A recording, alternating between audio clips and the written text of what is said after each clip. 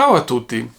Avete mai sentito parlare di fermentazione? La fermentazione è un processo magico che trasforma semplici ingredienti in vere e proprie delizie. Ma purtroppo in rete girano molte informazioni confuse. Oggi cercheremo di fare chiarezza e vi spiegherò passo dopo passo come fermentare a regola d'arte.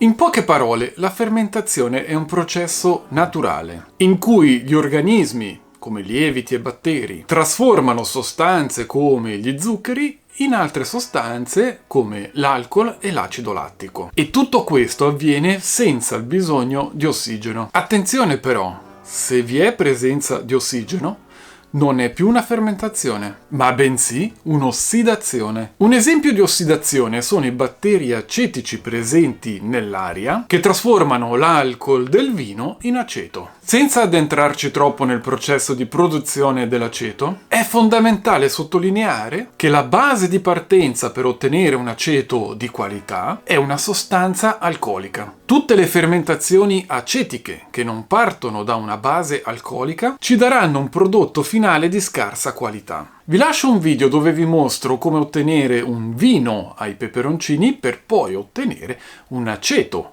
ai peperoncini. Ma torniamo a noi e a quello che ci interessa realmente, e cioè la fermentazione lattica.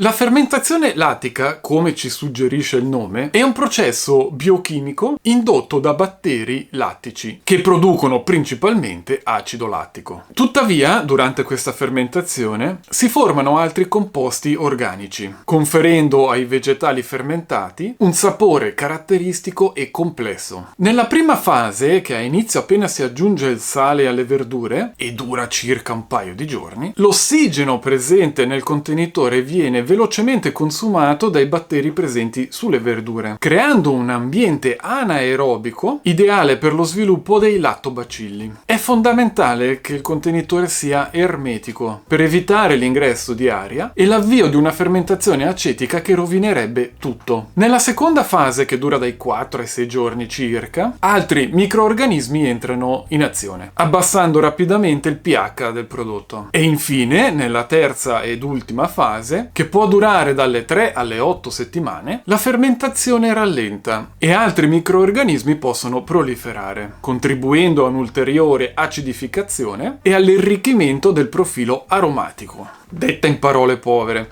è un po' come una festa per i batteri lattici. E man mano che la festa prosegue, altri microorganismi si aggregano, creando un mix di sapori davvero speciale. Ma perché fermentiamo gli alimenti? Un tempo era un trucco per conservare i cibi durante tutto l'inverno. Oggi sappiamo che questo processo trasforma gli alimenti in vere e proprie miniere di salute. Durante la fermentazione, infatti, si sviluppano migliaia di microorganismi benefici che vanno a nutrire il nostro intestino. Immagina il tuo intestino come un giardino. Più è ricco di varietà di piante, più è sano e resistente. I cibi fermentati sono come la biodiversità che rende il nostro giardino intestinale rigoglioso e capace di difendersi dalle malattie. Purtroppo l'alimentazione moderna con cibi ultraprocessati e ricchi di sostanze chimiche impoveriscono il nostro giardino. Per non parlare dei farmaci come gli antibiotici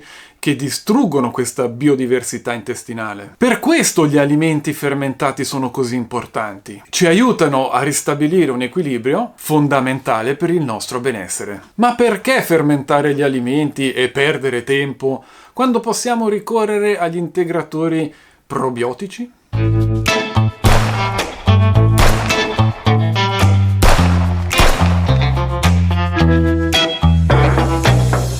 Se paragonassimo il nostro microbiota intestinale ad una foresta, quale sarebbe più sana e resiliente secondo voi? Una pineta monocolturale creata con integratori probiotici o una foresta pluviale ricca di biodiversità ottenuta attraverso ad alimenti lattofermentati? La risposta è intuitiva. La foresta pluviale è un ecosistema più complesso e stabile. Allo stesso modo, un microbiota intestinale diversificato, nutrito con alimenti lattofermentati, è più resistente alle perturbazioni e meno bisognoso di interventi esterni come gli integratori probiotici. Questi ultimi possono essere utili in casi specifici, ma un'alimentazione varia, ricca di alimenti fermentati, è il fondamento per un microbiota intestinale in salute. Tutti questi concetti mi sono diventati chiari grazie al lavoro di Flavio Sacco, un biologo italiano specializzatosi in fermentazioni. Non posso che consigliarvi di leggere il suo libro sulla fermentazione e di andare a visitare il suo sito internet. Ne rimarrete affascinati. Fermentare è un'avventura alla portata di tutti. Basta un po' di attenzione ai dettagli, precisione e potrai creare sapori unici. Procurati le seguenti cose: un contenitore ermetico o meglio con sifone per un addio all'ossigeno e un benvenuto ai fermenti lattici. Una bilancia che ti garantirà la precisione di un vero chef e un misuratore del pH che ti aiuterà a capire quando la tua creazione sarà pronta per essere consumata. Con verdure fresche, del sale e un pizzico di pazienza, potrai trasformare i tuoi ingredienti in vere e proprie delizie fermentate. In questo caso potete vedere dei crauti, che non sono altro che un cavolo cappuccio tagliato finemente, in cui logicamente ho inserito dei peperoncini, quelli non mancano mai, ma assaggiato il tutto con una percentuale ben precisa di sale, che va dal 2 al 3% in questo caso. Dopodiché inserito nei suoi contenitori appositi, messo dei pesi per tenere le verdure sotto il livello della salamoia e attualmente sto attendendo con ansia la fine del processo di fermentazione, che può andare dalle 3 alle 4 settimane. In questo caso è una fermentazione a secco, quindi mettiamo il sale sulla verdura, la verdura fa fuoriuscire la sua acqua di vegetazione e quest'acqua diventa la salamoia. Vi lascio un video tutorial in cui farò anche un assaggio. Invece in quest'altro contenitore ci sono dei cetrioli in salamoia, in questo caso c'è il 3,5% di sale. Diciamo che ogni verdura richiede la sua percentuale e sul libro di Flavio Sacco troverete una tabella. Invece in questo vasetto abbiamo dei super hot in salamoia con il 3% di sale. Questa salsa diventerà una bomba. E qui vi lascio un altro video tutorial dove ho fatto degli esperimenti con la zucca e con altre verdure, logicamente tutte con dei peperoncini. Mentre in quest'altro contenitore sto facendo fermentare del miele con i peperoncini, ma sempre seguendo il processo di fermentazione lattica, e cioè in assenza di ossigeno. Non vedo l'ora di assaggiarli. Per iniziare ti consiglio di utilizzare dei barattoli piccoli. In questo modo, se la fermentazione non dovesse procedere come previsto, non sprecherai grandi quantità di cibo. Capita raramente, ma può capitare che durante le prime esperienze qualcosa vada storto. Ma comunque non dovete abbattervi. Continuate e vedrete che otterrete sempre più risultati fantastici. Sperimentate gusti differenti, fate dei test, però vi consiglio di non farli così a casaccio, ma di seguire comunque delle linee guida come quelle che troverete appunto sul libro di Flavio Sacco. Una volta conclusa la fermentazione, dopo un periodo che va dalle 3 alle 8 settimane, potrai trasformare il contenuto dei tuoi barattoli in deliziose salse e potrai anche personalizzarle a tuo piacere. Separa i peperoncini dalla salamoia. Frulla i peperoncini, eventualmente aggiungi della salamoia fino ad ottenere la consistenza desiderata e lasciati sorprendere dai sapori unici e complessi ottenuti durante il periodo di fermentazione. Puoi gustarla così com'è o arricchita con l'aggiunta di spezie essiccate come origano, rosmarino, cumino o tutto quello che ti piace.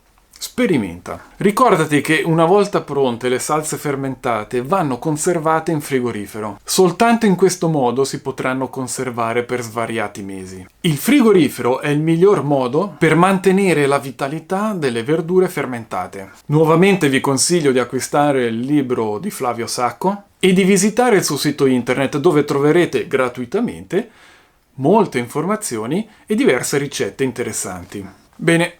Direi che possiamo concludere qui questo video, ma se avete delle domande, come sempre lo spazio sotto è tutto vostro Grazie per essere stati qui con me questa domenica e piccanti saluti!